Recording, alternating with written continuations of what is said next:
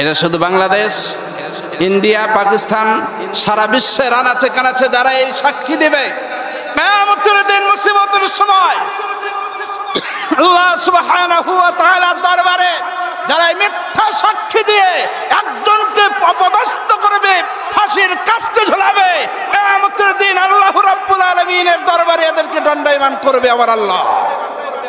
প্রস্তুত হয়ে থাকো।